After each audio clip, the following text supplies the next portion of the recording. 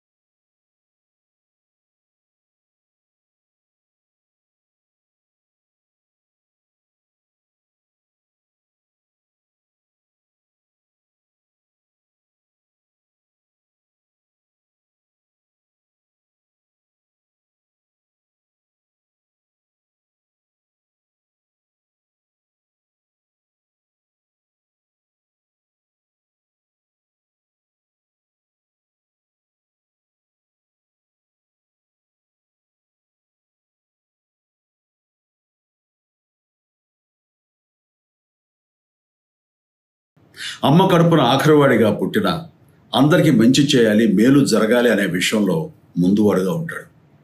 తన గురించి కంటే జనం గురించి ఎక్కువగా ఆలోచించే మనస్తత్వం నా తమ్ముడు కళ్యాణ్ బాబుది.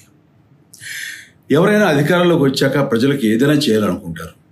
కానీ కళ్యాణ్ తన సొంత సంపాదనని కౌలు రైతులు కన్నీళ్లు తుడిచేందుకు ఖర్చు పెట్టడం, సరిహద్దు దగ్గర ప్రాణాలొడ్డి పోరాడే జవాన్ కోసం పెద్ద మొత్తం అందివ్వటం, అలాగే మత్స్యకారులు ఇంకా ఎందరికో తాను చేసిన సహాయం చూస్తుంటే ఇలాంటి నాయకుడు కదా జనానికి కావాల్సింది అనిపిస్తుంది. ఒక రకంగా చెప్పాలంటే సినిమాలోకి తను బలవంతంగా వచ్చాడు, రాజకీయాల్లో మాత్రం ఇష్టంతోనే వచ్చాడు. ఏ తల్లికైనా తన కొడుకు కష్టపడుతుంటే గుండె తరుక్కుపోతుంది. అలాగే ఏ అన్నకైనా తన తమ్ముడు అనవసరంగా మాటలు పడుతుంటే బాధ వేస్తుంది. అలా బాధపడుతున్న నా తల్లికి ఈ అన్నయ్యగా ఒక మాట చెప్పాను. నీ కొడుకు ఎంతోమంది తల్లుల కోసం, వాళ్ళ బిడ్డల భవిష్యత్తు కోసం చేసే యుద్ధం అమ్మా ఇది. మన బాధ కంటే అది ఎంతో గొప్పది అన్నాను. అన్యాయాన్ని ఎదిరించకుండా మౌనంగా ఉండే మంచివాళ్ళ వల్లనే ప్రజాస్వామ్యం మరింత నష్టం అని నమ్మి జనం కోసం జన సైనికుడు అయ్యాడు. తాను బలంగా నమ్మిన సిద్ధాంతం కోసం తన జీవితం రాజకీయాల్లోకి అంకితం చేసిన శక్తిశాలి పవన్ కళ్యాణ్.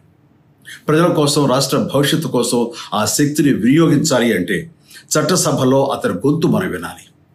జనమే జయను నమ్మే జనసేనాని ఏమి చేయగలడో చూడాలంటే మీరు పిఠాపురం ప్రజలు కళ్యాణ్ని గెలిపించాలి. మీకు సేవకుడుగా, సైనికుడుగా అండగా నిలబడతాడు. మీకోసం ఏమైనా సరే కలబడతాడు, మీ కళ నిజం చేస్తాడు. పిఠాపురం వాస్తవ్యులకు మీ చిరంజీవి విన్నపం, గాజు గ్లాసు గుర్తుకి మీ ఓటు వేసి పవన్ కళ్యాణ్ని గెలిపించండి. జై హింద్.